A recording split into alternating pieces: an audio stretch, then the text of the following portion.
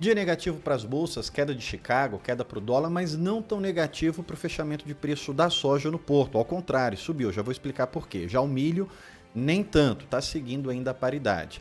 Colheita da safrinha avançando, qualidade das lavouras dos Estados Unidos, qual a perspectiva para dólar, o que a gente tem no cenário de câmbio pela frente. É de tudo isso e mais um pouco que a gente vai conversar no Radar de hoje, logo após a nossa vinheta.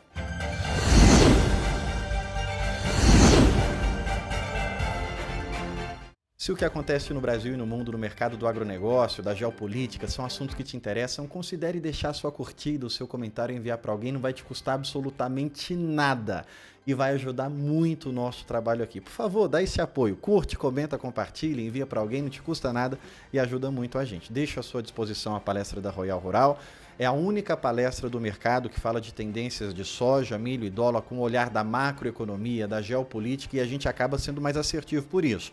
Leve a palestra da Royal para o seu evento e veja que realmente a gente tem um diferencial nas nossas perspectivas de tendência. Olhando aqui para o fechamento de mercado, a gente teve um dia sangrento, volta de feriado, é costume ser mais agitado mesmo, a véspera de feriado é a volta do feriado.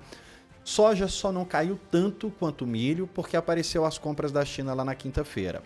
Mas o mercado também estava na expectativa da qualidade das lavouras que a gente já vai falar. Mas antes, vamos olhar o que esse movimento causou na formação do preço. Você tem aí na sua tela o jeito que é feito a conta de paridade. Chicago, mais prêmio, converte de bushels para tonelada, tira o custo do porto de 9,50, multiplica pelo dólar, divide por 16,666, você tem o valor da saca. E ali na frente, você tem o que cada componente representou na formação do preço. Chicago para a soja tirou 0,70 centavos, mas o prêmio não acrescentou nem retirou em nada, porque a gente não teve alteração de prêmio, e o dólar tirou mais um pouquinho.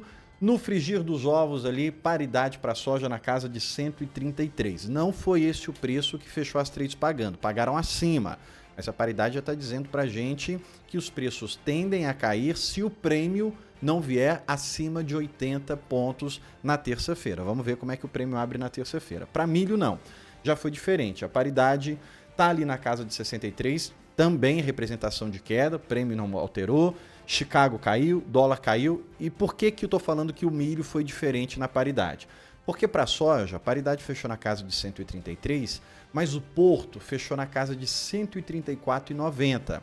Então já indica para a gente que o prêmio vai ter que vir pagando a mais na terça-feira para justificar essa alta de preço que a gente teve hoje no porto. Quase R$ 135 o preço da soja. Eu já bati nessa tecla aqui várias vezes, subiu de 131 para 135, vem equilibrando ali na casa de 133 o preço de soja.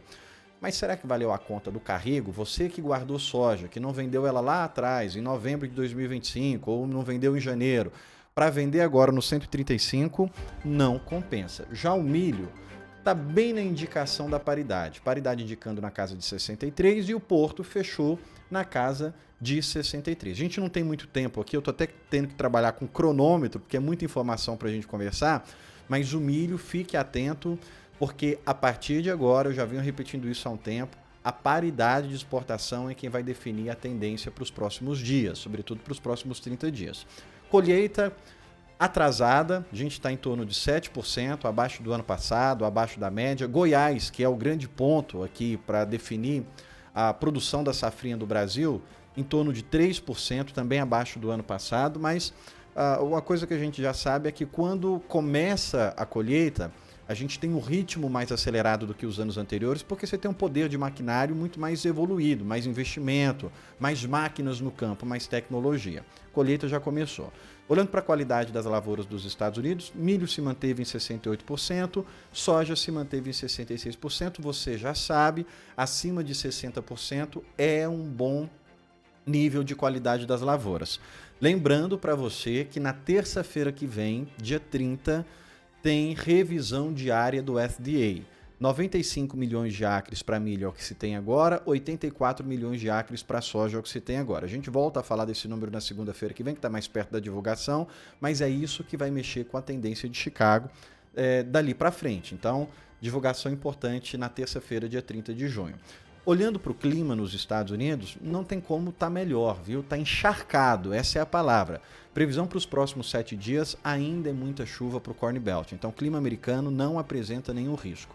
Agora, voltando a falar de milho aqui, com foco na competição, qual milho está mais barato?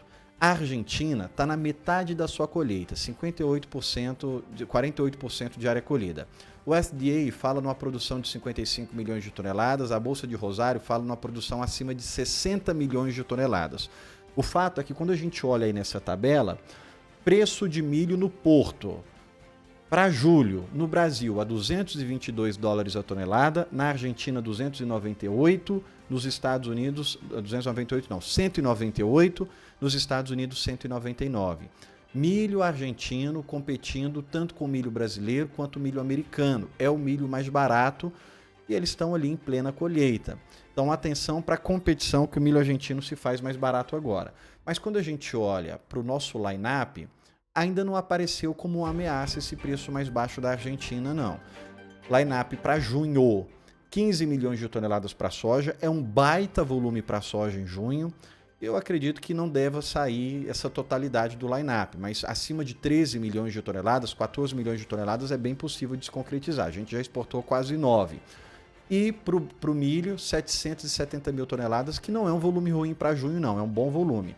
Agora, para julho, preocupa, porque a gente já está caminhando para a última semana de junho e o line-up de julho para o milho ainda não chegou a 1 milhão de toneladas. A nossa projeção aqui é exportação de 3 milhões de toneladas para julho. Mas uma informação importante para você. Já está aparecendo o Irã, viu? O Irã no line-up já tem 60 mil toneladas reservados para julho. Então, para quem estava preocupado que o Irã poderia não comprar milho do Brasil por causa da guerra, eu sempre falei aqui que não acreditava nisso, eu acredito no Irã comprando sim perto de 9 milhões de toneladas de novo, como comprou em 2025. O Irã já está aparecendo no line-up de milho para julho. E aí, eu estou batendo muito nessa tecla, a gente já focando em dólar aqui, sobre a inflação dos Estados Unidos, que foi o motivo do dólar sair do 5 para o 5,15. Não vai ter tempo de eu destrinchar cada ponto aqui para câmbio, mas eu quero deixar para você uma lista, a gente já tinha falado isso no radar de quinta-feira com o Pedro, sobre as datas que vão ser importantes para definir o rumo do dólar. A gente tem dia 25, PCI de maio dos Estados Unidos, que é o índice de inflação, talvez o mais importante para a taxa de juros, dia 25 de junho. Então pode ser um dia que a gente vai ter muita volatilidade no câmbio. Dia 26 tem pesquisa da Universidade de Michigan, que faz projeção para a inflação americana de 1 a 5 anos. Dia 1º tem PMIs de indústria. Dia 2 tem payroll. E dia 6 tem PMIs de serviço. Todos esses indicadores podem fazer o dólar ter um pique de alta, porque são indicadores medidos em maio. Em maio, a inflação americana ainda estava pressionada para cima. Quando que a gente deve ter uma tendência firme de queda para o dólar? Só no dia 14 de julho, que aí vai vir a inflação dos Estados Unidos medida em junho. Todos os dados que foram medidos em maio ainda pressionam a inflação para cima. Só no dia 14 de julho que a gente vai ter a inflação medida em junho. Espero que não tenha deixado confusão na sua mente aí, mas esses são as datas. Tira um print, todo dia desse que está marcado aí é um dia em potencial para jogar câmbio para cima e para ter muita volatilidade. À medida que a gente for chegando perto desses dados, eu vou trazendo as perspectivas, as projeções para vocês. Muito obrigado pelo seu comentário e eu quero destacar aqui o comentário do Valdir, nosso amigo, sempre está com a gente aqui. Ronaldo acha que Goiás vai importar milho nesse ciclo ou consegue produzir para cobrir a sua demanda? Sendo bem rapidinho aqui, Valdir, eu acredito que Goiás vai ter que importar pelo menos 700 mil toneladas. Pelo menos 700 mil toneladas. Goiás não importa relativamente bem menos que isso e exporta muito mais que isso.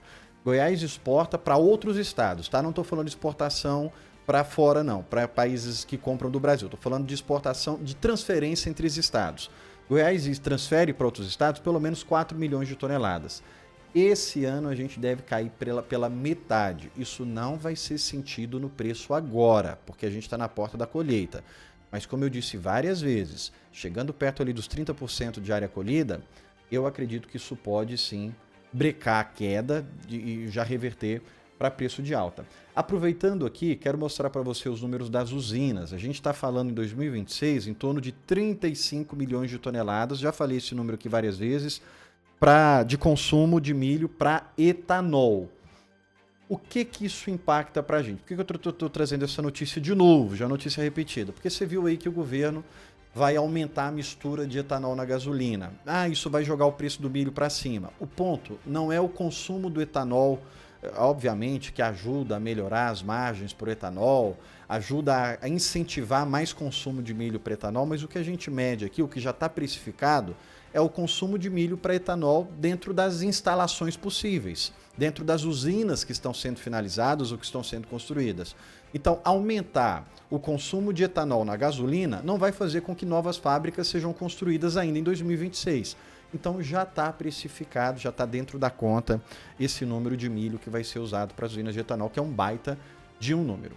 Estou falando rapidinho porque eu tenho um cronômetro aqui, eu não posso estourar o meu tempo, senão a plataforma não entrega para você. Mas tira um minuto aí para deixar sua curtida, seu comentário, enviar para alguém. Você está vendo o meu esforço de entregar o máximo de informações importantes para você num tempo curto. Para a gente finalizar, muito se fala sobre a guerra que está resolvida, não está resolvida. Muitas ameaças foram feitas, o Irã ameaçou fechar o estreito de novo, mas não fechou. Hoje, pelo menos 2 superpetroleiros, quase 2 milhões de barris de petróleo cruzaram o estreito. O petróleo caiu de novo e isso também ajudou a aliviar a pressão de alta para dólar e também ajudou a bater em Chicago.